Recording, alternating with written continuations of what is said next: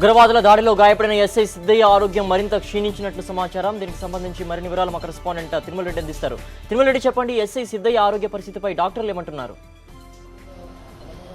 సిద్ధు, ఇప్పటి వరకు కూడా అధికారులు కామినేని ఆసుపత్రి వైద్యులు హెల్త్ బులెటిన్ విడుదల చేయప్పటికీ కూడా మనకు ఒక స్పష్టమైన సమాచారం ఉంది.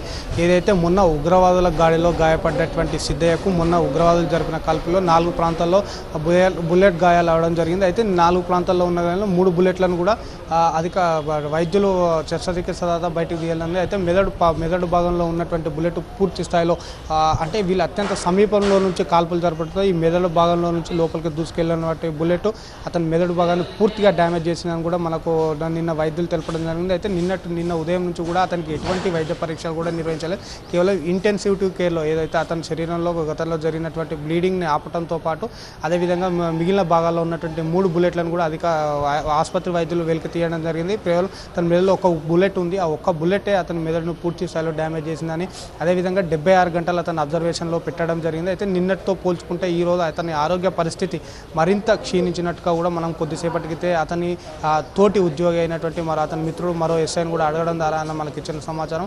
అయితే అదేవిధంగా నిన్న ఏదైతే అతనికి జన్మించినటువంటి కుమారుని చూడటానికి ఆసుపత్రికి అటు అధికారులతో పాటు బంధువులు భారీ ఎత్తున తరలి రావడంతో మనకు అందిన సమాచారం మేరకు ఆ చిన్న బాబుకు కూడా ఇన్ఫెక్షన్ సోకినట్లు కూడా ఆసుపత్రి వైద్యులు తెలిపినట్టు కూడా మనకు కొద్దిసేపటి క్రితం బంధువులు తెలపడం జరిగింది. ఏదేమైనప్పటికీ కూడా దాదాపుగా ఇతని ఆరోగ్య పరిస్థితి నిన్నటితో పోల్చుకుంటే ఈరోజు మరింత క్షీణించినట్టుగా కూడా, అదేవిధంగా అతని కుటుంబ సభ్యులను కానీ అదేవిధంగా డిఎస్పీ స్థాయి కంటే కింది స్థాయిలో ఉన్నటువంటి ఎస్ఐలు కానీ సిఎల్ కానీ అధికారులను ఎవరు కూడా ఈ గాయపడ్డటువంటి ఎస్ఐ సమీపంలోకి వెళ్ళనివ్వట్లేదు. ఎందుకంటే భారీగా ఇన్ఫెక్షన్ చేరుతుందన్న ఒక కారణంతో వాళ్ళు ఆపుతున్నారు. అయితే ఏదేమైనప్పటికీ కూడా మనము ప్రస్తుతానికైతే బుల్లెట్ల గాయాలతో ఇబ్బంది పడుతున్నటువంటి ఎస్ఐ పరిస్థితి విషమంగా ఉందని కూడా మనం చెప్పుకోవచ్చు. సిద్ధు.